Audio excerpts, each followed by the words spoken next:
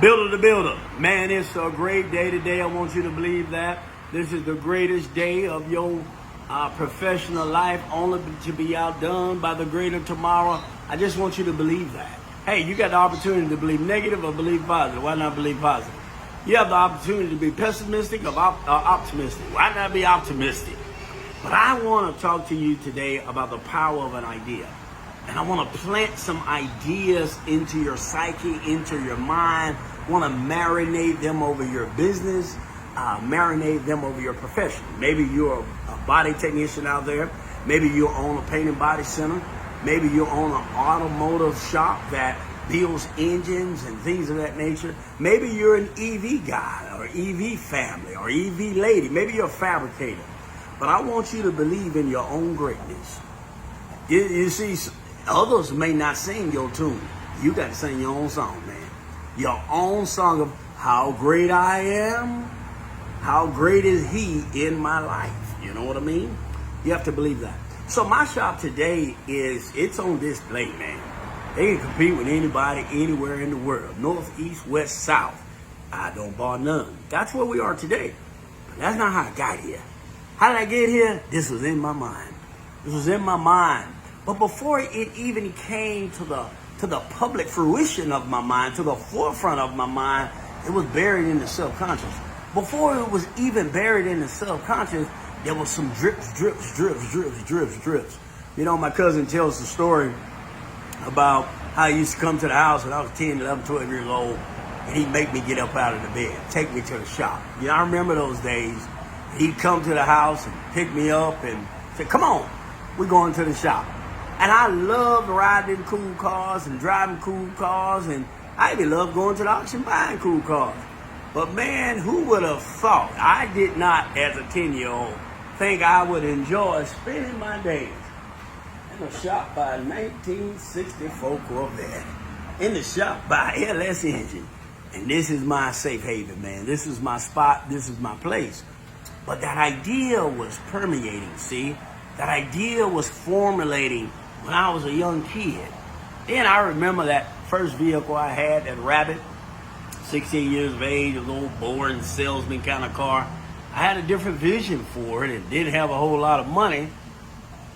Who would have thought that idea, that first Rabbit upgrade would have turned into something like this? Don't you give up on your idea. Don't you become troubled about where you are today. See, this is just today. This is not your forever. You're on a trajectory. You got to believe this thing now. You're on the trajectory of the aftermarket, and baby, you headed to the top. To that lady, you headed to the top. To that young man, you headed to the top. To that family, you're headed to the top of metaphorical success. You say, well, how can everybody? Yeah, everybody can get to the top. Yeah, everybody can have fun. Yes, everybody can take care of their families. Everybody can expand payroll. Well, why should I want to expand my payroll? Because you want to take care of families. You want your idea to be so bold, so great in the earth, that your one idea that came in your life, tabernacle in your heart, that idea is so powerful.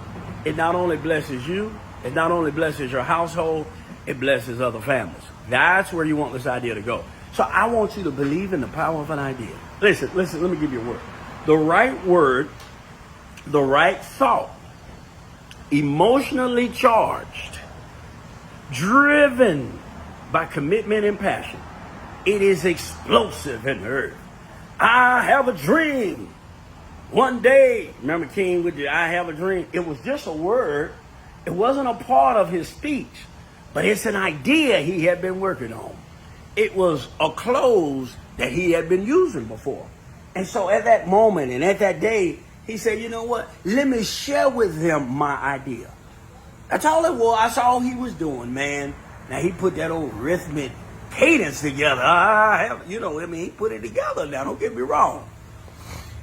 But it was just an idea that he had the audacity to share with thousands of people.